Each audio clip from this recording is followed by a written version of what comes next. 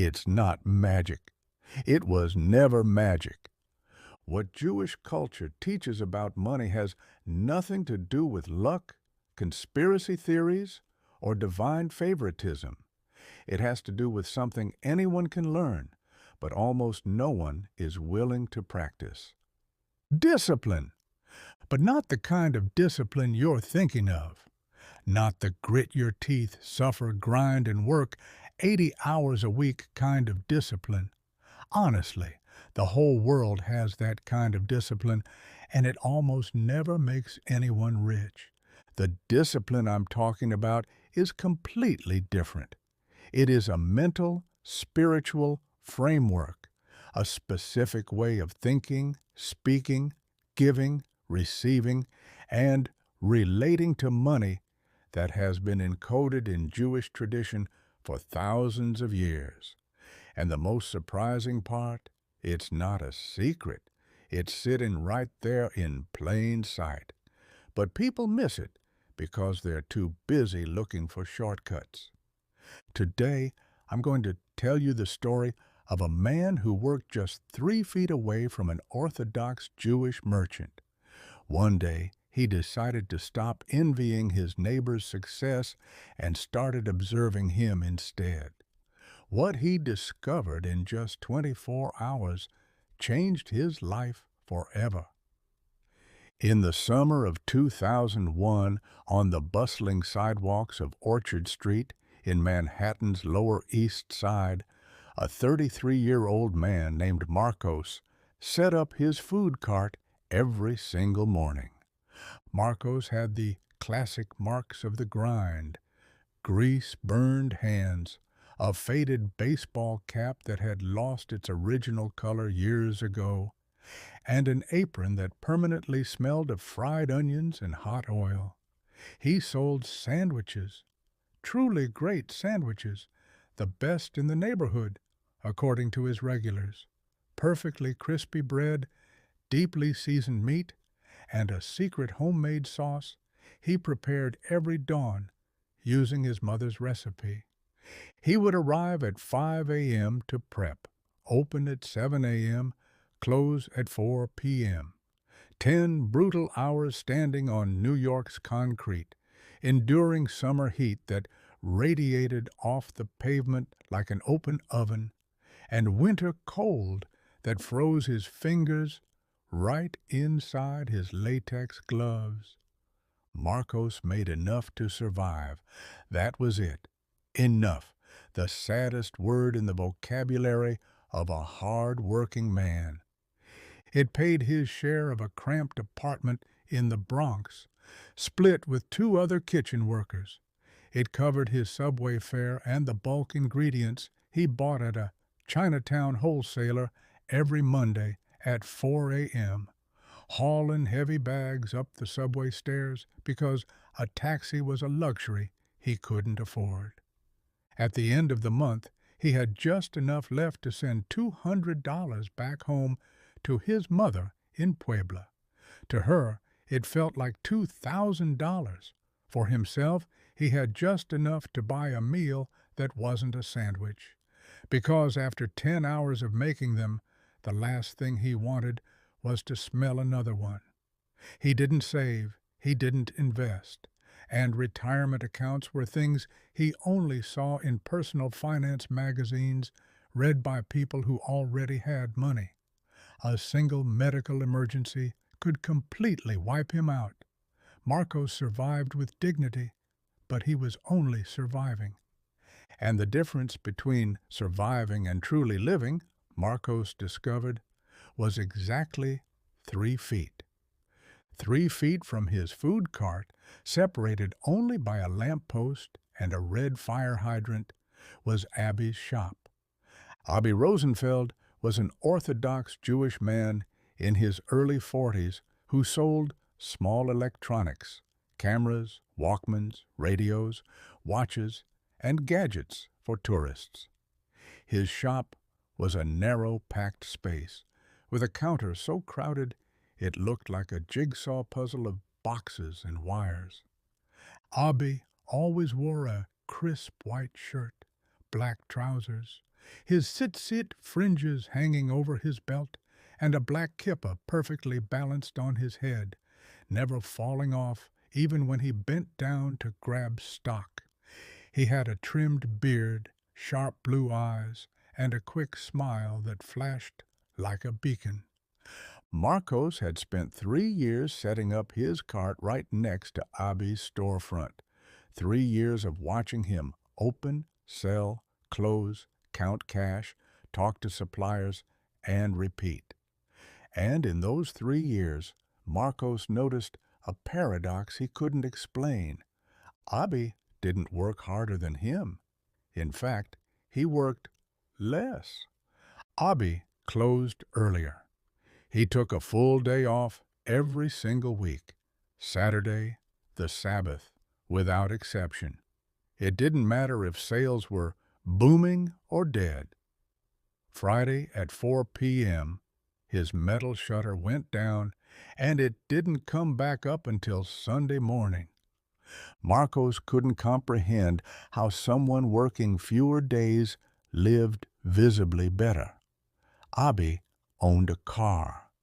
Abi sent his 3 kids to private school. Abi took his family on vacation twice a year. Abi never looked stressed about money. Watching from his cart, Marcos felt a mix of admiration and deep frustration. What is he doing differently? Why is his life abundant while mine is just a tight squeeze? Is it just luck? Is the game rigged? One morning, Marcos stopped questioning and decided to observe. Not for a month, not for a week, just for one day. A single day of pure, conscious observation. He told himself, today, no complaining, no envy. Just watch. Watch everything Abi does from the moment he arrives to the moment he leaves, and take mental notes. What Marcos discovered in those 10 hours completely rewired how he viewed money, work, and his own existence. The first thing Marcos noticed was how Abi started his morning. Marcos usually arrived at 5 a.m. in a state of high stress, rushing, cursing under his breath if the grill took too long to heat up, or if an ingredient had spoiled. He started every day in pure survival mode. Abi arrived at 8 a.m., but he didn't open the doors immediately. Before touching the shutter, he stood in front of his shop, closed his eyes, and whispered to himself for a full minute. Marcos had seen him do this hundreds of times, but today he truly looked.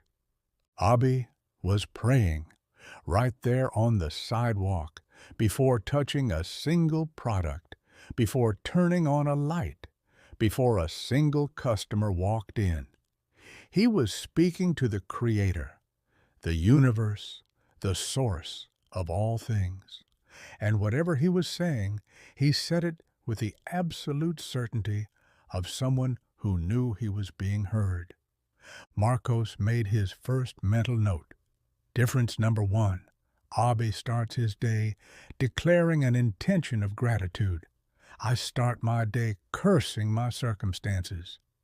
Before we look at what Marcos discovered next, let's pause for a second. I know how YouTube works. Most people watch these videos and forget to subscribe. But if you're listening right now, and you've already hit that subscribe button and liked this video, I want to thank you from the bottom of my heart. It takes days to source these stories, write them with care, and produce them for you.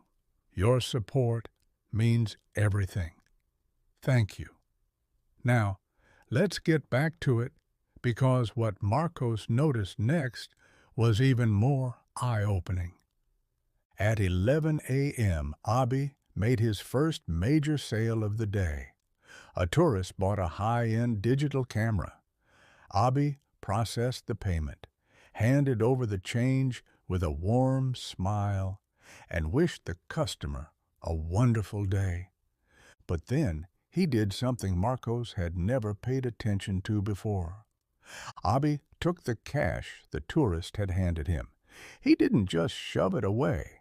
He smoothed out every bill with his hand, organized them perfectly by denomination, face forward, and placed them into the register with an almost ritualistic care.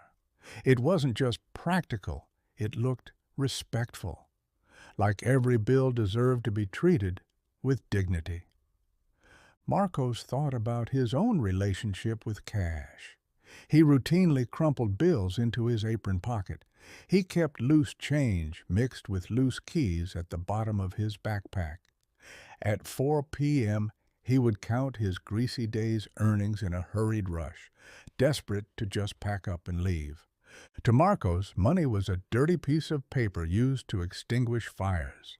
To Abby, money was a tool that deserved mindfulness. Difference number 2. Abby treats money with respect. I treat it as a necessary evil. The third observation was the hardest for Marcos to understand. At 1 p.m., a man entered Abby's shop. He wasn't a customer. He was a member of the local community. They spoke in low tones. The man asked for something, and without hesitation, Abby opened his register, pulled out a $20 bill, and handed it to him. The man nodded and left. Marcos thought he just gave away $20 for nothing. But 30 minutes later, a street coffee vendor walked past. Abby bought a cup of coffee. It cost 50 cents. Abby handed him a $2 bill and told him to keep the change. Another 30 minutes passed, and a woman came by holding a charity box, collecting donations for a local family whose home had been damaged in a fire. Abby reached back into his pocket, pulled out another bill, and dropped it in the slot before she could even finish her explanation. 3 acts of giving in less than 2 hours. Marcos did the math. Abby had given away over $25 in a single morning. Marcos didn't give away $25 in an entire month. And it wasn't because Marcos was cheap. He genuinely believed he didn't have enough to give. But this was the realization that blew his mind. Abby didn't give because he had a surplus. He gave because giving was an essential part of his operational system. At 2 p.m., a customer walked in looking for a Walkman. Abby quoted the price. The customer immediately tried to haggle, offering $10 less. Abby smiled warmly and said, "This is the fair price.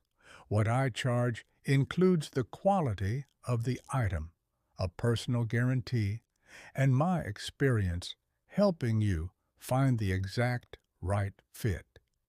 If you find it cheaper elsewhere, I genuinely congratulate you, but my price is fixed." The customer hesitated for a moment, realized Abby wouldn't budge, and paid full price without another word.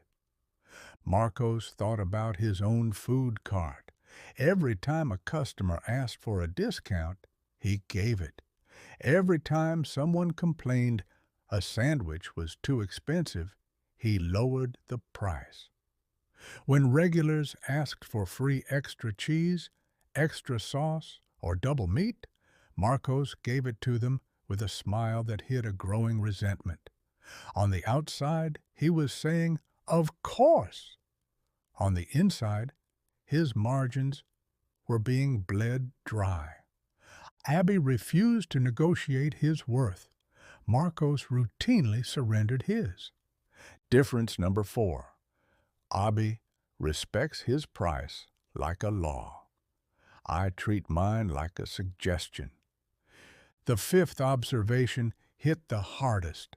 At 3 p.m., during a lull in foot traffic, Marcos saw Abby sitting behind the counter with a small, leather-bound ledger. He wasn't selling, he was writing. For 20 minutes, Abby reviewed numbers, added columns, subtracted expenses, and made neat notations. It was a flawless, real-time record of every single cent that entered or left his business that day, every sale, every tip, every donation, every cost. He did this every single afternoon. Marcos knew this because he'd seen the ledger before, but he had always dismissed it. Today, it clicked. Marcos didn't track a single thing. Money flowed into one pocket and flew out of the other. At the end of the month, Marcos had no clue exactly how much he had made, spent, or lost. He lived in a perpetual financial fog. Abi lived in absolute clarity. He knew exactly where every penny stood, not out of paranoia, but out of profound respect for the resource.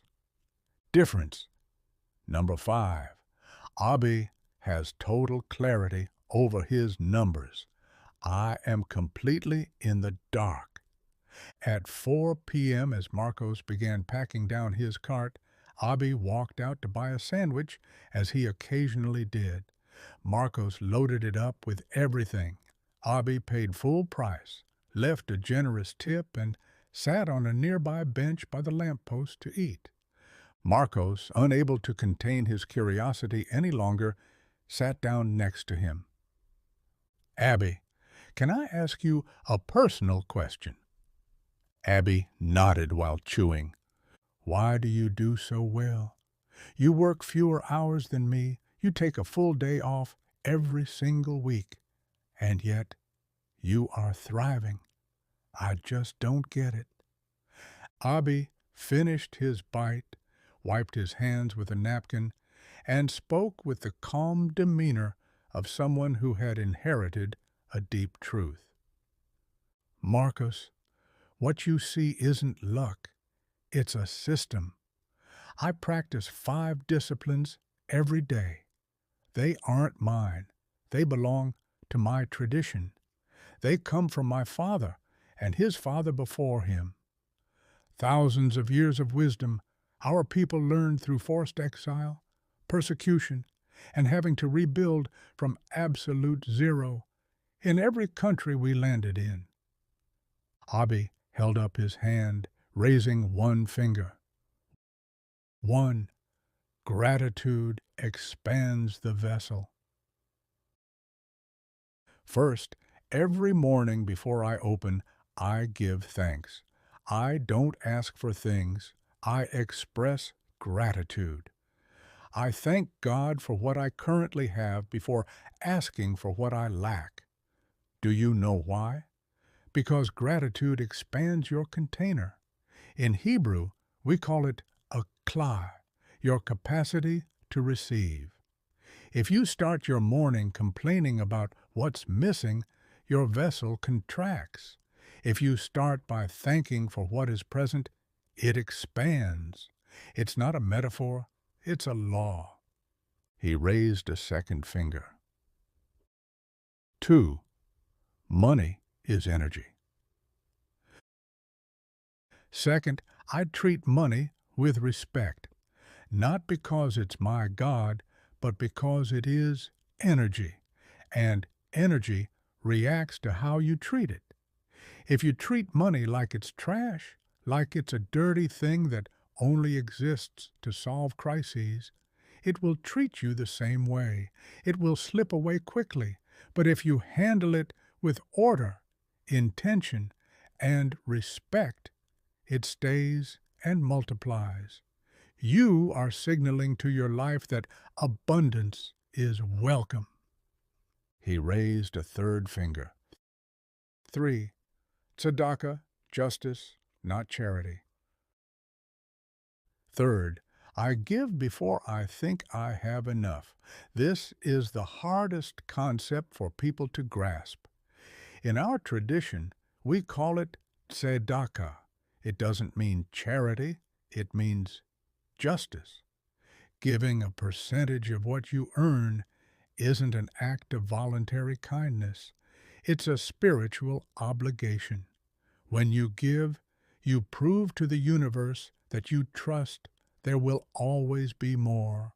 When you hoard everything out of fear of running out, you operate in scarcity, and life gives you conditions that validate that fear. He raised a fourth finger. 4. Never negotiate your worth down. Fourth, I never negotiate my value downwards. My price reflects the quality of my output, the years I spent learning, and the respect I hold for my time. If a customer wants to pay less, they are entirely free to go elsewhere. I don't lower my standards out of fear of losing a sale. Every time you cut your price because you're scared, you tell the world your work isn't worth it, and the world agrees with you. It will send you more haggling clients and more scarcity disguised as opportunity. He raised a fifth finger. 5. Financial awareness. Fifth, I record everything, every single cent.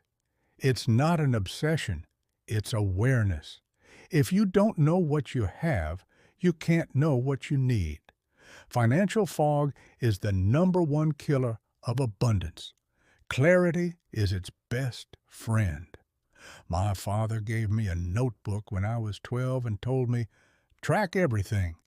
When you view your numbers with clarity, your numbers will give you clear answers. Abi brought his fingers together into a fist and gently tapped his chest. Gratitude, respect, generosity, self-worth, clarity. These 5 things aren't magic, Marcos. They are disciplines, universal disciplines. Anyone can do them, but almost no one does, because it requires changing who you are on the inside before seeing results on the outside. And most people want the outside to change first. Let's stop here for a moment. Think about your own life. How many of these 5 disciplines are you actually practicing right now? Which ones are you missing? Let me know in the comments below. I want to read your thoughts. And if you know someone who needs to hear this today, share this video with them. Sometimes what we need isn't more money. It's a completely different way of relating to it. Let's see what happened to Marcos. Marcos stayed on that bench long after Abi went back inside. He sat there watching Orchard Street, processing the 5 principles, contrasting them against his daily habits. Gratitude. He started every day angry at his grill, the weather, and wholesale prices. Respect for money. He crumpled bills like garbage. Generosity. He gave nothing because he felt trapped in lack. Self-worth. He slashed his prices the moment a customer frowned. Clarity. He had no idea what his monthly net profit actually was. None of these 5 habits required capital to start. They didn't require a college degree. They didn't require a specific background. They just required a decision. Marcos made a small commitment that night. Tomorrow, I will practice all 5, just for one day. If it works, I'll keep going. If it doesn't, at least I tried. The next morning at 5 a.m., before turning on his grill, Marcos stopped. He closed his eyes and breathed in the cool morning air. Thank you for this working grill. Thank you for the ingredients I was able to buy. Thank you for hands that can work, and thank you for the customers who will visit me today. He felt incredibly ridiculous. It felt like delivering a script he hadn't memorized. But as he whispered those words, something shifted in his chest. Just an inch. but it was an inch in the right direction. When he took his first cash payment of the day, Marcos didn't stuff it away. He smoothed the bill flat, looked at it, and placed it neatly in a separate, clean section of his apron, away from his keys and grease rags. It felt unusual, but it felt right. At 10 a.m., the street coffee vendor walked by. Usually, Marcos waved him away to save cash. Today, he bought a cup, handed him the money, and said, "Keep the change." The vendor looked surprised. Marcos was surprised, too. It didn't hurt to give those extra coins. It felt liberating, as if releasing that small amount broke an invisible weight of scarcity he'd been carrying. At 11 a.m., a regular asked for a sandwich with free extra cheese. The old Marcos would have complied while swallowing his anger. The new Marcos smiled and said, "Extra cheese is an additional 50 cents. The customer paused for a fraction of a second, shrugged, and handed over 2 quarters. No drama, no offense. At 4 p.m., before packing up, Marcos sat down with a cheap 99-cent notebook he'd bought at the corner pharmacy. For the first time in his life, he logged his day. Inventory costs, units sold, total revenue, and exact margins. The numbers weren't beautiful, but they were perfectly real. And reality didn't terrify him anymore. It gave him a map. That night in his Bronx apartment, Marcos sat on his bed in silence, looking at the ledger.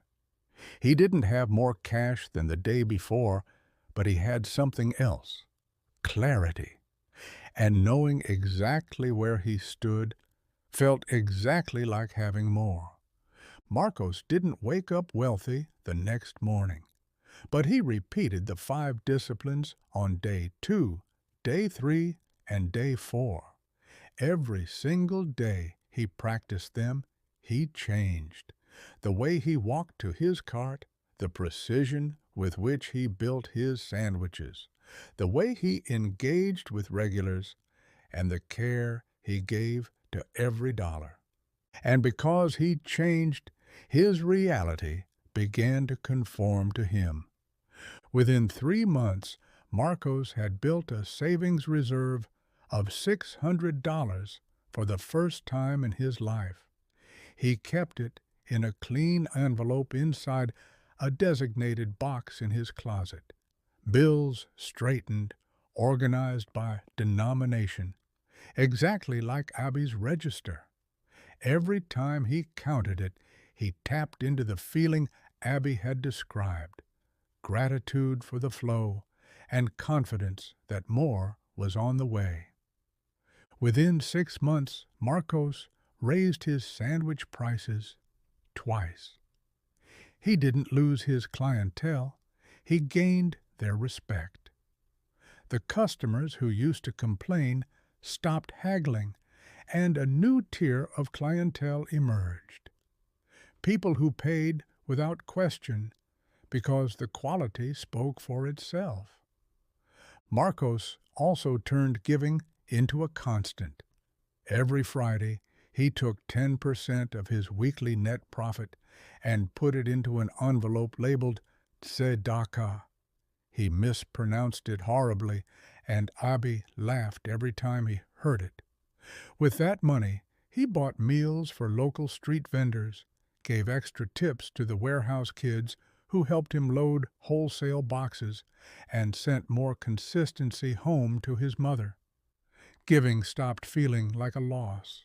It felt like watering a tree. One afternoon, a regular customer who owned a successful local spot tasted his signature sandwich sauce, the one Marcos's mother had perfected over 30 years, and made a proposition. "Marcos, bottle this sauce. I'll buy it for my kitchens, and you can sell it retail." In the past, Marcos would have given the recipe away or sold bottles underpriced out of insecurity. This time he valued his labor. He calculated the exact cost of ingredients, production time, and the generation of heritage behind it. He set a firm, fair price. The initial batch sold out instantly. Within a year, Marcos's artisanal sauce was stocked on the shelves of 4 local specialty markets, generating a stream of passive income that didn't require him to stand over a hot grill for 10 hours to earn. The money had finally started working for him. One afternoon, Marcos walked across the pavement and handed Abby a fresh sandwich. "On the house today, Abby, just out of pure gratitude." Abby took it with a smile. "How is the ledger looking, Marcos?" Marcos laughed. "Full. I'm on my 3rd volume." Abby nodded approvingly. "And the morning gratitude?" "Every single day, even when I feel silly." Abby's smile widened. "The day it stops feeling silly is the day you've fully integrated it. But never stop doing it."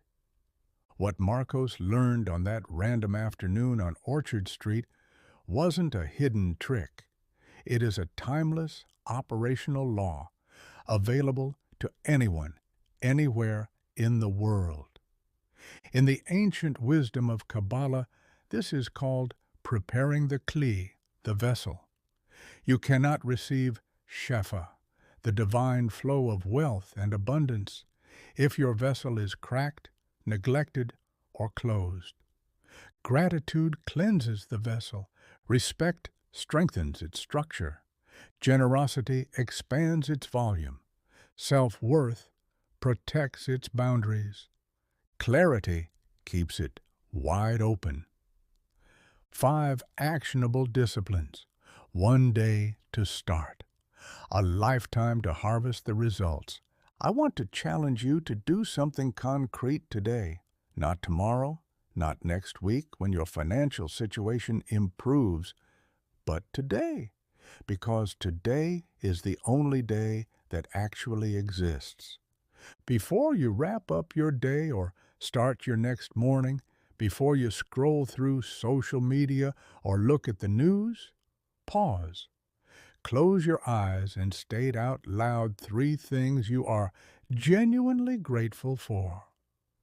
Real, existing things. A roof over your head, food on your table, your health, or someone who cares about you. Speak it into existence because the spoken word establishes your reality. When you handle cash today, treat it with intention. Flatten it out. Don't stuff it into your pocket like a piece of trash. Give it an orderly place in your wallet, because the order you bring to your money is the order you bring to your life. Give something away today, no matter how small. Leave a bigger tip, buy a coffee for a stranger, or donate to a cause. Prove to your subconscious mind that you have more than enough. If someone asks you for a discount or tries to compromise your boundaries, practice saying a respectful, firm no. Your time and your worth are non-negotiable. And tonight, before you sleep, write down your exact financial numbers for the day. Track what came in and what went out. Look at the data with honesty. Sleep with the peace of mind that comes from knowing exactly where you stand. Money is ultimately a mirror. It reflects the exact frequency you bring to it. If you approach it with fear and chaos, it will give you more reasons to be anxious. If you treat it with respect, clarity, and appreciation, it will bring you peace. And peace isn't what comes after you acquire wealth. Peace is what makes the wealth possible in the first place. When you align your internal frequency first, the abundance always follows. It always follows.